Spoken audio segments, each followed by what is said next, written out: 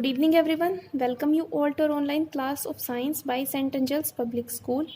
We are reading chapter 10, Natural Calamites, and we are discussing the topic earthquakes today. Earthquakes means bhukamp. An earthquake is a sudden movement of a part of the earth's surface. भूकंप पृथ्वी की सतह पर अचानक से होने वाली हलचल होती है. It is caused by severe shock waves that travel through solid rocks from underground to the surface. ये सिवियर शॉक वेव्स के कारण होती है जो पृथ्वी के नीचे उपस्थित सॉलिड रॉक्स में हलचल होने के कारण होती है. The point under the ground where the earthquake begins is called the focus and the corresponding spot of the surface is called the epicenter. एक जगह जो अर्थक्वेक का मुख्य केंद्र होती है उसे फोकस कहा जाता है और उसके संगत स्थान को एपिसेंटर कहा जाता है. एक जगह जहां भूकंप का केंद्र होता है वह फोकस कहा जाता है और उसके आसपास की जगह को एपिसेंटर कहा जाता है. During the Gujarat earthquake of 2001 Bhuj was the epicentre. 2001 में आए हुए गुजरात में भूकंप के दौरान भुज वहां का एपिसेंटर था.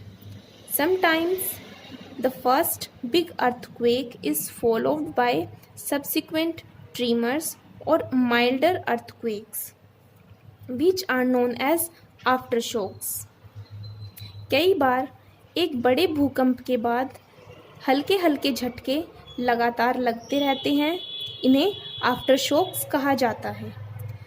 These are usually felt within the next 2-3 days.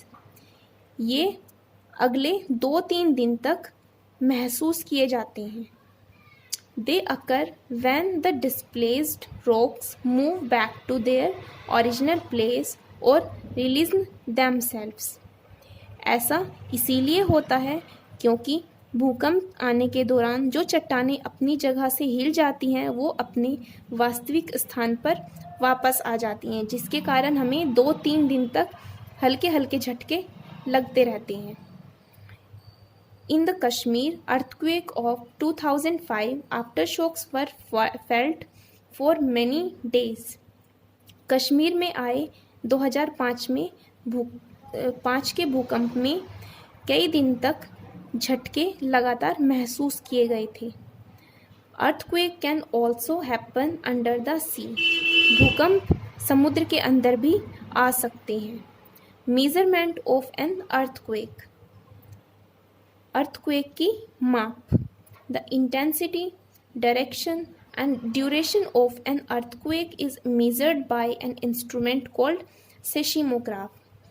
भूकंप की तीव्रता, दिशा और अवधि मापने के लिए एक यंत्र प्रयोग किया जाता है जिसको सेस्मोग्राफ कहा जाता है. This is seismograph.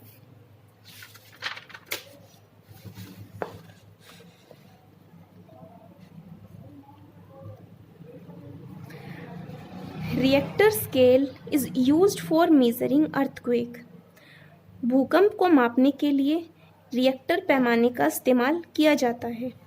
When the measurement is 5 और more on the Richter scale the magnitude of the earthquake is taken to be high.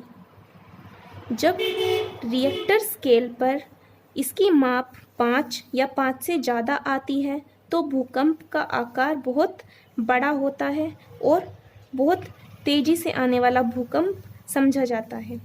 Effects of an earthquake. एक भूकंप के प्रभाव. An earthquake specially a strong one always cases destruction of property. एक भूकंप यदि बहुत तेज आता है तो वह बहुत बड़े विनाश का कारण बनता है जिससे प्रॉपर्टी को विनाश होता है. Buildings may develop cracks or even fell down. Buildings यानी इमारतों में दरारें आ जाती है और यहाँ तक कि वे गिर जाती हैं. Roads and bridge get damaged. सड़क और सेतु खराब हो जाते हैं. Trees get uprooted. पेड़ उखड़ जाते हैं. Many lose their lives too by getting trapped under heavy slabs that have Fallon.